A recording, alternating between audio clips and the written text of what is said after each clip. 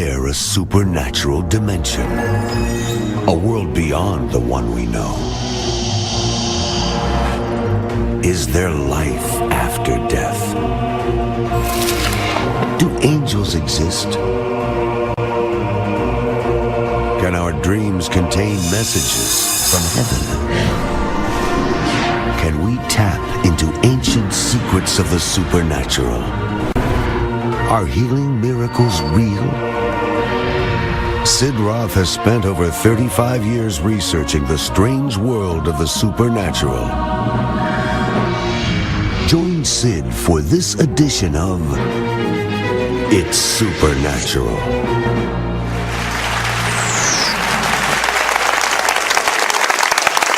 Hello, Sid Roth here. Welcome to my world, where it's naturally supernatural.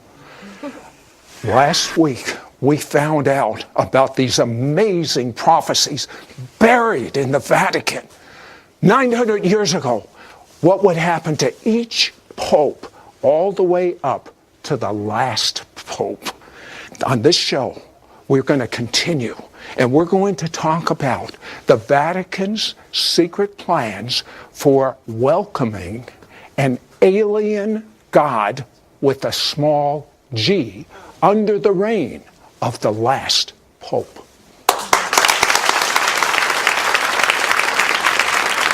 Well, last week we talked about the Saint Malachi. And Chris, I have to ask you, does the Pope know about these prophecies? Do the cardinals know about these prophecies? What do they think of them?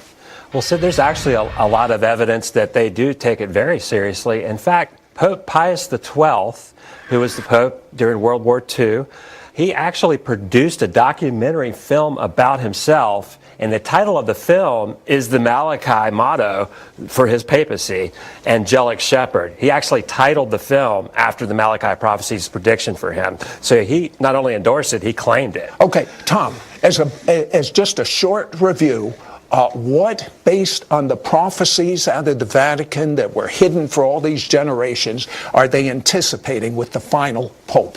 Well, the idea among both Catholics and Protestant scholars is that he will be the final pope. He is the one who is going to be residing over the Vatican as it enters into the Great Tribulation period. And there's also the belief among even some of the Catholic mystics that he might be a false pope, an anti-pope, somebody who helps give rise to the Antichrist. Let me tell you something. Judaism, Christianity, and other religions have focused on the year 2012. You know, remember the Mayan prediction, the end of the world in 2012? So everyone's discounted all of that, but that's not exactly what the prediction said. What did it say?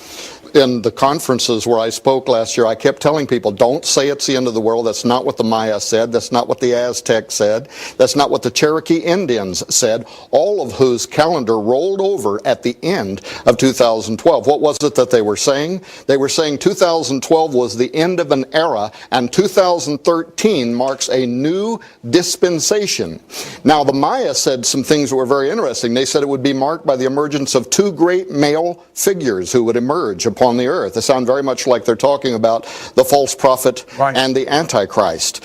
They talked about their god Bolyon Yakteku, the spirit of it, coming up from out of the underworld. Now, what does this God do? He guards the bones and the seed of the giants that are in the underworld, and that spirit would begin to rise in the year 2013, giving birth even to a new form of humanity. You're talking about what I've read about and pondered so many times in the Bible. Maybe you've read this about the Nephilim, where the sons of God cohabited with the daughters of humans and produced great giants. That's what it sounds like. That's exactly what I'm talking about. And furthermore, turn-of-the-century preachers, including Jonathan Edwards, marked the year 2012 to 2016 as the date when the false prophet and the Antichrist would appear. Dozens of Protestant reformers marked these years hundreds of years ago. Not only that, and you appreciate this with your Jewish ministries, the Zohar one of the most important books of Jewish Kabbalah ever written. It is accepted in traditional Judaism as coming from God. It's not all from God, I can tell you as a fact, but it's an interesting situation that it talks about. In a section of the Zohar called Signs Heralding Mashiach, the coming of the Messiah, they marked the year 5773, which in the Jewish calendar began in September 2012 and comes through into this year 2013, and said that was the time. In fact, much of the prophecy sounds almost identical to the prophecy of the popes. It is a time that will lead to the destruction of Rome, and more importantly, they said, at that time Messiah will begin making himself known to the nations of the world. This 700 years ago prophesied that between 2012 to 2013, the emergence of the Messiah would appear on earth. Almost an identical parallel to cultures around the world that for thousands of years saw these dates specifically as the time when the end times would begin. Speaking of end times, many of you are familiar with the apparitions of Mary and Fatima and people going there and being healed, but it's not exactly the way we've been told, is it, Chris? No, it's not. What would happen if there was a massive UFO sighting? Well, what happened in Fatima, Portugal in 1917 was really just that, in my opinion. Now, up to 70,000 people gathered in a field, supposedly to see an apparition of the Virgin Mary. But if you go and read the descriptions of what people call the miracle of the sun, they actually describe seeing a gray, silvery disc rotating around in the sky and kind of putting a cascade of colors, like a rainbow of colors. And so it really, in 1917, no one had vocabulary of words like flying saucer. Right. But that's exactly what it sounds like they're describing to me. Yeah, I've always thought Mary just appeared in the sky. It really wasn't Mary at all. They're talking about a sphere or a silver disc. And that same flying saucer, let's call it for what it is, demonic. According to my notes here, in 1950, Pope Pius XII saw the same thing. Explain. Well, what's interesting about the Marian dogmas and all these things that we don't see in the Bible is that the theology has sort of escalated over time. Now, in 1950, Pope Pius saw a sphere over the Vatican gardens, the same sort of thing that you hear about at Fatima. Now, this sighting of this opaque sphere, flying saucer, UFO, inspired him to define a new doctrine that all Catholics have to believe, and that is that Mary ascended into heaven just like Jesus does in Acts chapter 1. Wait till you find their research of what the Vatican is ready to announce in reference to end time Bible prophecy and in reference to aliens coming to planet Earth. We'll be right back. We now return to It's Supernatural. I'll tell you, as far as I'm concerned, I'm being blown out of the water. And a lot of my end time thinking is the whole paradigm is changing in light of the Bible prophecy that you're bringing to us. Tell me about the Vatican Conference of a gathering of scientists to discuss extraterrestrial activity. Certainly. In 2009, the Vatican sponsored an astrobiology conference. And that means? That is the study of life in space. Now, what makes that interesting is that we don't really know of any life in space, yet our universities have programs where you can study this. They had the top secular scientists in the world come to Rome for this conference in 2009. We're talking about atheists, secular scientists, and the sort of topics that they're covering, things like shadow life, exoplanets. What's an exoplanet? An exoplanet is a planet that's outside of our solar system. Okay. So you have the top scientists in the world gathering in Rome for the Pontifical Academy of Sciences. It's an audience for the Pope to study life in space. Speaking of studying life in space, how about life on Earth? Tom, tell me about the hybrid humans. This is one of the things that I didn't even expect would arrive in our study, there is academics who actually believe that there is a hybridity program that is going on right now. And this took me on a kind of a long journey that brought me back to one question, Sid, and that is why in ancient days when the giants, the first original hybrid humans, right, when they were created by fallen angels and were upon the earth, what was their mission, what was their program? It also had to do with hybridity, and it also had to do with misleading and misguiding and even challenging God himself. But notice that the oldest descriptions of those giants, how tall they were, 20 feet, 30 feet. They would be easy to pick up, right? There's a movie out there right now, Jack the Giant Slayer, and it's kind of based on that mythos that exists in every culture around the world. They tell the story, the gods came down, the gods mingled themselves with humans. They took human genetics, animal genetics. They created a hybrid body. Now the question is, down through time, the Bible tells us there were giants in those days and also after that. So now we get past the flood and you have the Og, the king of Bashan. What is he, 12 feet tall? He's certainly not 20 or 30. And it looks to me like there was an intentional breeding down in size of these hybrid humans until today they could possibly be walking among us and we might not even know that we see them. There are academics who actually believe now that they are walking among us, that they're even in government. Now that sounds astonishing. Sounds like a sci-fi movie, right? It does. In fact, why is Hollywood glamorizing all these things at the same time? Well, that's exactly right. So is that part of a setup? Are there occultists in Hollywood that have an agenda to try to help prepare humanity for what could be a kind of great deception? Genesis 6:9 talks about Noah. Explain that. Our research led us to believe that something that happened in ancient days could be occurring even now as we speak. And when I say ancient days, I'm talking about the days of Noah, a time when all of the ancient records from around the world tell us that very powerful angels came down and they mingled with humans and with animals. The best record is the Bible. The Nephilim is what he's talking about. Go ahead. Absolutely, the Nephilim. And it was a period of time in which only Noah, and therefore by extension his children, were found, according to the Old Testament, perfect. When you study why the great flood came, the scripture makes it very clear that it happened because all flesh, both man and beast, had been corrupted. So something was happening in ancient days that had to do with the genetic degradation of God's creation. What does it mean when it says in the Torah about Noah that he was perfect? Yes, this is the Hebrew word temyem.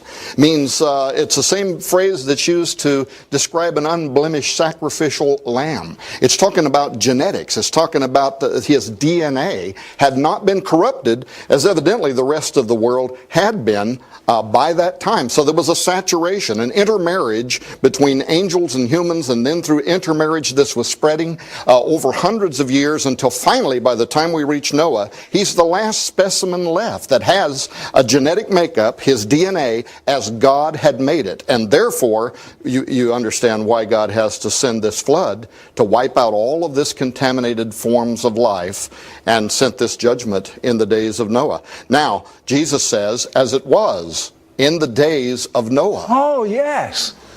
Tell me this.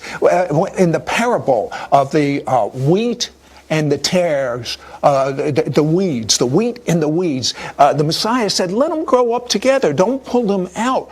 I'm wondering if that's the difference between those whose DNA has not been corrupted and those whose DNA has been corrupted, perhaps through a hybridization process of these aliens. What do you think? You know, Sid, behind the scenes right now, this question is unfolding among academics in a way that you can't even possibly imagine, where they're asking the question, have we concluded that hybrids are among us? And if hybrids are among us, can they even be saved? This is a complex question that's being raised by theologians right now. Isn't that an astonishing thing? What's even more astonishing to me is the Vatican's secret plan for welcoming in an alien God with a small g. We'll be right back.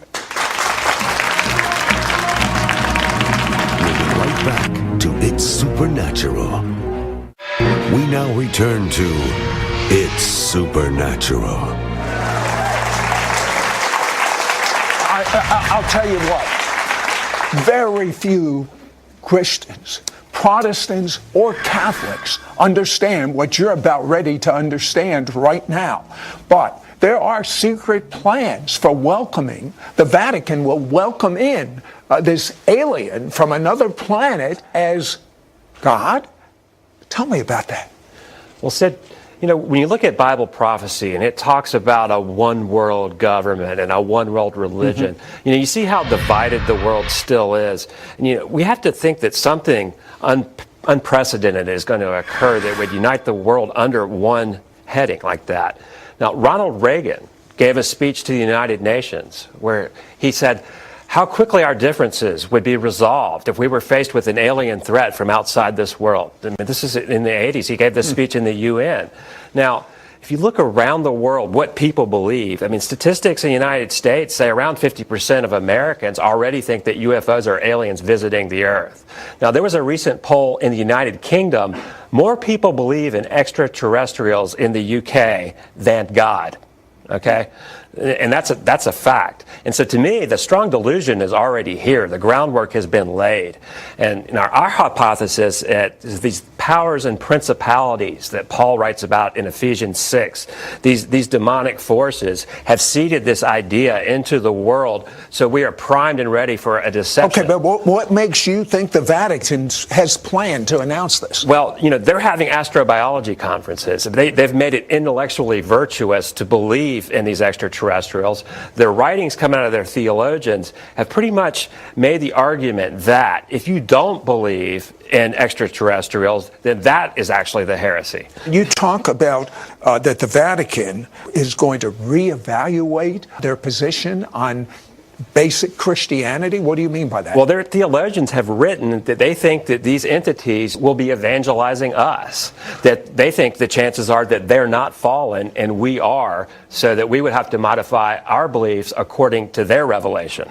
So are they talking about setting up teams to evangelize humans and aliens? Is that what you're really talking about? Well, if you get on the internet right now, you'll find and baptize them? Hundreds of articles from the Vatican astronomers talking about baptizing extraterrestrials. 100 years ago, our top wonderful theologians had predictions based on their study of Scripture. Tell me about Hawkins Pember that wrote about the days of Noah 100 years ago. George Hawkins Pember was writing in the 19th century, and he found parallels between what he saw in the days of Noah and his age.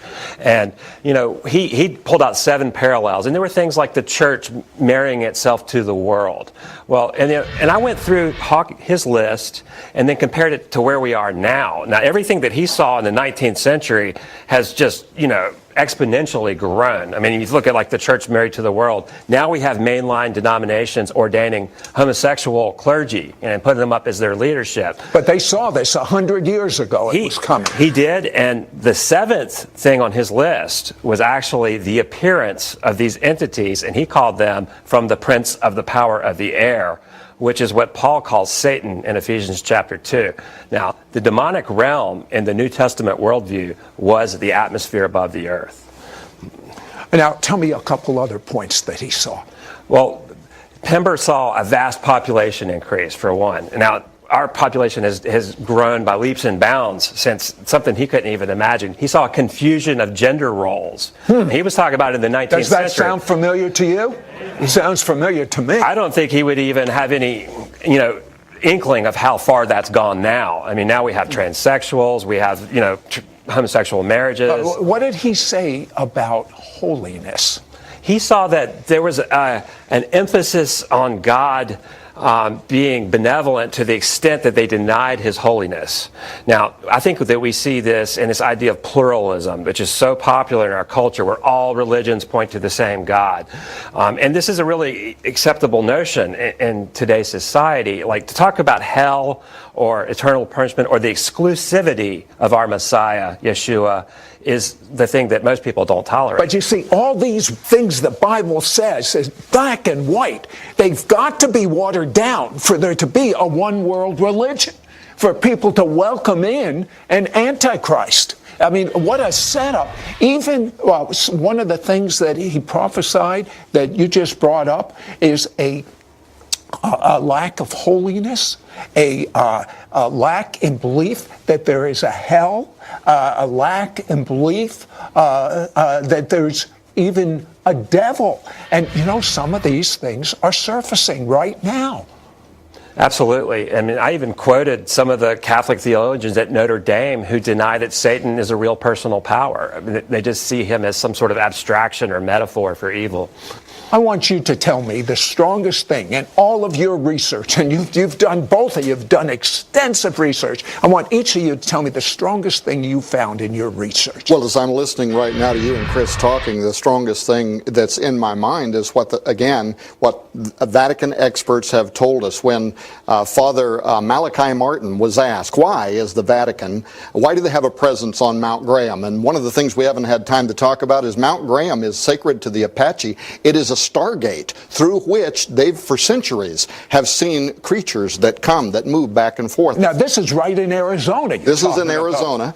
And in fact, their creation mythos is that a disc came down and a bearded guy in the disc, who was the father of creation, was what established Mount Graham as a holy mountain. Well, anyway, when Malachi Martin was asked, why is the Vatican on Mount Graham? What are they doing up there? He said that they're using their telescope to watch something. And when he was pressed on the question, he said it's because at the highest levels of the Vatican governance, they know what is approaching the earth, and it will be of the utmost importance in coming years. They're literally watching something with the Lucifer device that is approaching planet Earth now. And what do you believe they're looking for? I think that they could be deceived. I think they're watching something and they think it's one thing, and I think it's something else. Lucifer, I think it's Satan. I think Jesus said, I beheld Satan as lightning falling from heaven. He has to do with the power of the air.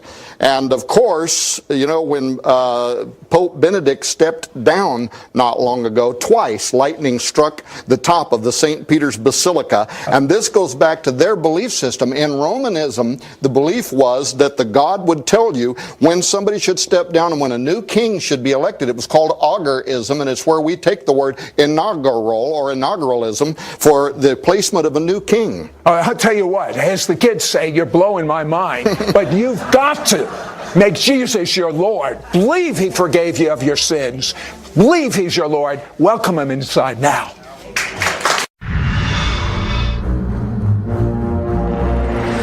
I'm interrupting this telecast with a special announcement. We have a new Pope, St. Francis. According to the Malachi prophecy, he had to be a Roman. Did you know that this new Pope's parents were from Italy, Roman? Not only that, he's the first Jesuit to ever be Pope. And as you've just heard, the Jesuits are involved with the aliens.